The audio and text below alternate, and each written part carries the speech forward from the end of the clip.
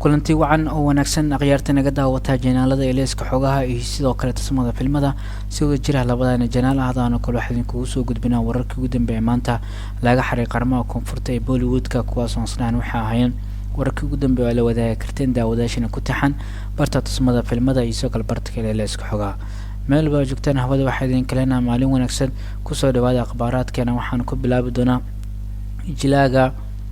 Raj Kumar Roy ay waxa la soo bandhigay kaartada soconaysa ee filimkiisa taxanaha ee Ganis and Gulabis. Raj Kumar Roy filimkiisa ugu dambeeyay la xiriira arrimaha bulshada ee lagu arko waxa filimka Beat kaas oo sanadkan bilowgiisii la daawaday. Waxaan markaan isku diyaarinaa la soo fasaxay filimkiisa arrimaha taxanaha ee Ganis and Gulabis kaas oo ku saabsan arrimaha shactarada iyo dambiyada iyo khiyaanada.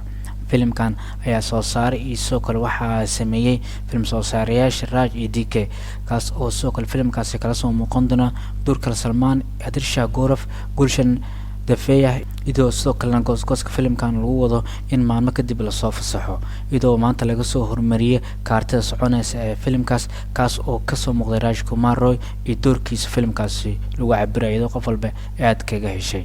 qodada filimka Ganis and Gulabis ay waxay soo saareen kaartada soconaysa ee filimkaas ee taxanooda ayagoo social media ay soo dhigeen ee ku beegan 3 July ee maanta waxaana kaartada soconaysa ku bilaabanaysa hadal iyo sidoo kale qoraal la isla adeegsanaya taas ugu dambeyn oo soo baxaya jilaaga Raj Kumar Roy asoo gacanta oo ku wato benso waxaana la arkay in jilaagan oo doorkaasi aad kaga baxsaday asagoo sidoo kalena uu yahay mid ay dadka ay kaga falceliyeen qaybaha commentiga directorada filimkan Raj iyo DK ay waxa ay soo dhigeen Instagram-ka waxaana soo raaciyeen wuxuu la imaaday uu sheegay xarako iyo sidoo kale style kaas oo sidoo kale yahay mid doorkiisa Bana Tibu ee Raj Kumar oo filimkaasi uu ku jirayo waxaana sidoo kale Raj Kumar dhinaciisa oo ka hadlay waxa uu sheegay in daawadayaasha isku diyaareen in gooska filimkaas oo la soo fasaxi doono 2 Agoosto asagoo sidoo kale uu yahay filim xiiso leh taxanaha marka laga soo tago Ganis and Gulabis Raj Kumar Roy filimkiisa xigo oo lagu arki doono waxa filim ku saabsan arrimaha sportska ee Master and Master Ismahi taas oo kala soo muuqan doonto artista Janvi Kapoor waxa uu sii xoog doona sidoo kale door kale oo ku jira filimkiisa taxanaha Amar Kaushik ee Street 2 dhinaca kale waxaan isla eegi doonaa goorma la soo fasaxi doona aragtida koowaad ee Kiara Advani doorkeeda filimka Game Changer ay kala soo muuqan doonto Jilaaga Ram Charan Game Changer ay waxa hogaamiye ka Ram Jar iyo soo kale Kiara Advani idoo soo kale filimkan ay muddo sanada ee sameys oo ku socday waxaan soo kale adkeed in update filimkan laga helay ee la xiriir waxyaabaha filimku ku saabsan yahay asagoo filimka kamid ah filimada ugu xiisaha badan qaybaha Teluguga ee la daawan doono idoo markan update ugu dambeeyay filimkan laga helay kaas oo war farxad loo noqon doono qolada danaynas filimka Game Changer kaas oo yahay mid update oo ka soo kordhay wararka xanta la qoraa deer u noqday Kiara Advani aragtida koowaad ay waxa la soo fasaxi doona bari oo ku beegan tahay July 31 taas oo bari ku aadan tahay tirshada Kiara Advani dhalashadeeda taas oo soo kale aysan ahayn waqti kaga fiican in tirshadan aragtida koowaad ee filimkaas la soo bandhigo maadaama ay ku aadan tahay dhalashadeeda iyadoo jilaayash markaan aad u farxay arintaas haday ay maqlaan Kiara Advani ay waxa kala soo muuqan doonta Ram Charan filimkan ee Game Changer taas oo Ram Charan aragtiisa kood waxa la soo fasaxay xilliga sanadkan ay ku aadan dhalashada jilaagan taas oo soo kale markaan ay taas sabab loo aamin karo in tirshan iyana xilligeeda la soo fasaxo aragtida koowaad ee filimka taas oo ka dhigaysa mid taageerasheeda ee dib ugu soo celisneefta iyo in doorkeeda wax badan ay ku ogaadaan ee filimkan Kiara Advani ayaa dhawaan filimkeeda guuleysto waxa lagu amaanay Sadia Ibrahim Kikatha kaas oo kala soo muuqatay Jalaya Kartik Aryan wuxuu ahaa filim xiiso leh iyadoo sidoo kale tirshadan Ram Charan mar kale filim ay kula madow doonto iyadoo sidoo kale mar kale ay taxiiso in labadani si wada jira shaashadaha kaga soo muuqdaan waxay sanada 2019 markii uu ku mudoobay filimka Finaya Fidaya Rama kaas oo ah filim xiiso leh waxaana soo kale yihiin laba isfahamkooda ka dhaxeeya iyagoo marka laga soo gudbo qaybta kaamirada ee qaybta kaamira ka baxsan waxay kuwa la isku arkin isku soo baxayaan xilli xayeysiin uu sameeyay filmadooda Kiara Advani ay waxay ka hadashay khibradeeda la shaqeynta Shankar iyo Sokar Ram Charan ee filimka Game Changer waxay sheegtay in ka barata casharooyin badan soo kale aad u xiisanaysan kala shaqeysa mashruucan labadani waxayna yihiin kuwa xiiso leh Ram Charan filimkiisa ugu dambeeyay lagu arko waxa filimka guuleystay ee Rajamoul iska lahay RRR kaas oo soo kale filimkan oo noqday markii Hindi laga soo tagay filimkan oo awood ku dhex yeeshay qaybaha caalamka dhinaca kale waxaan isla eegi doonaa filimka ay hogaamiyey ka kala ahayn Anushka Shetty iyo Sokol Nafim filimkooda ayaa markaanay baaqday.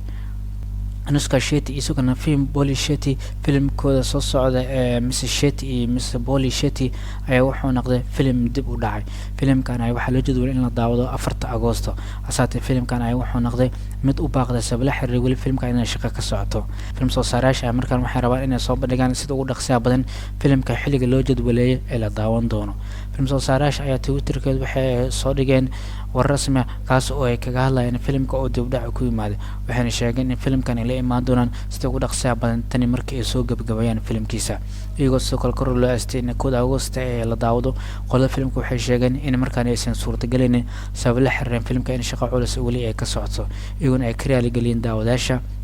kadib qoraal ay soo dhigeen qaybtooda Twitterka. Abriil ayaa waxaad in la soo fasaxay muuqaalka kooban ee filimka Miss Shetty iyo Mr Polly Shetty kaas oo soo kale film uu yahay mid xiiso leh oo qaybaha koonfurta la sugayo iyadoo soo gaartay Anushka Shetty ee muddo sanadaha ay ka maqnay film jarista iyadoo markaan xiiso ay tahay in dib ay ugu soo laabato qaybaha film jarista. ugu dambeyn daawada waxaan isla eegi doonaa filimka Rocky Orani Ibrahim Kahani maalintii labaad lacagaha filimkan oo la yimaaday. Rocky Orani Ibrahim Kahani ee maalintii labaad oo Sabtida wuxuu sameeyay korukac wanaagsan oo marka loo fiiriyo taa 50% taas oo filimkaas maalintii labaad la yimaaday 15.50 karoor taas oo dhiganta $274,343 Mareykanka. filimkan weerartiisa guud laba maalin waxay maraysaa 26 karoor taas oo dhiganta $460,190 Mareykanka. filimkan ayaa korkiciisa deegaanada qaar waxay ka hashadaan 40% halka magaalooyinka waaweyn oo ka ah korkiciisa 50 ilaa 60%. filimkan ayaa wuxuu film xiiso leh asagoo sidoo kale ku xiran tahay maalmihiin 3 maalin filimkan lacago la imaado asagoo filimkan laga rajo qabo in lacago fiican oo la imaado. filimkan wuxuu ku wacnaa qaybaha Gujarat iyo Saurashtra ee qaybta koonfurta asagoo maalintii Sabtida korkac sameeyay asagoo hal karoor halkaas oo dheeri ka keenay. filimka ay soo kor wuxuu ku wacnaa qaybaha Delhi, Gurgaon, Noida iyo Bangalore kaasoo lacago fiican filimkaasi uu ka sameeyay.